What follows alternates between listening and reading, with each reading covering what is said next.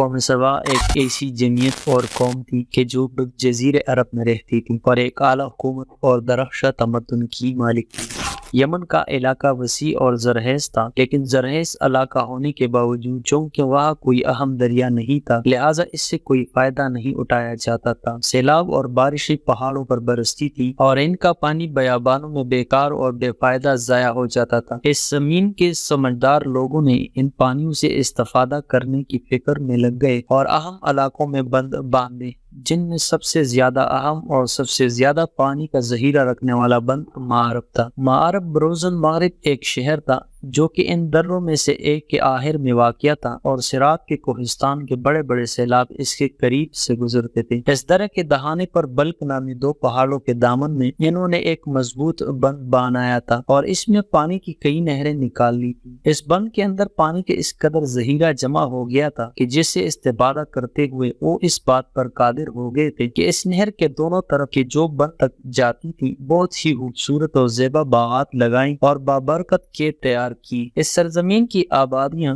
اور بستیاں ایک دوسرے سے متصل تھی اور درختوں کے وسیع سائے ایک دوسرے سے ملے ہوئے تھے، اور ان کی شاخوں پر اتنے پھل لگا کرتے تھے کہ کہتے ہیں کہ جب کوئی آدمی اپنے سر پر ایک ٹوکری رکھ کر ان کے نیچے سے گزرتا تو یکے بعد دیگرے اتنے پھل اس میں آ کر گرتے کہ تھوڑی دیر میں وہ ٹوکری بھر جاتی تھی۔ امن و امان کے ساتھ نعمت کے وفور نے پاک و صاف زندگی کے لیے بہت ہی عمدہ معرفہ ماحول پیدا کر رکھا تھا، ایک ایسا ماحول جو خدا کی اطاعت اور معنوی پہلو کے ارتقاء و تکامل کے لیے مہیا تھا۔ لیکن انہوں نے ان تمام نعمتوں کی قدر کو نہ پہچانا اور خدا کو بھول گئے اور کفران نعمت میں مشغول ہو گئے اور قہر و مباحثات کرنے لگے اور طبقاتی اختلافات پیدا کر دیے۔ صحرائی چوہوں نے مغرور و مست لوگوں کی آنکھوں سے دور مٹی کے اس بند کی دیوار کا رخ کیا اور اسے اندر سے کھوکھلا کر دیا۔ اچانک ایسی شدید بارشیں برسی اور ایسا عظیم سیلاب آیا کہ جس سے بند کی وہ دیواریں کہ جو سیلاب کے دباؤ کو برداشت کرنے کی قابل نہ رہی تھی دڑام سے گر پڑی، اور بہت ہی زیادہ پانی کہ جو بند کے اندر جمع ہو رہا تھا اچانک باہر نکل پڑا اور تمام آبادیوں، باغات، کھیتوں، فصلوں اور چوپائیوں کو تباہ کر کے رکھ دیا اور خوبصورت سجے سجائے قصور، محلات، مکانات کو ویران کر دیا، اور اس کے بعد آباد سرزمین کو خشک اور بے آب کر دیا،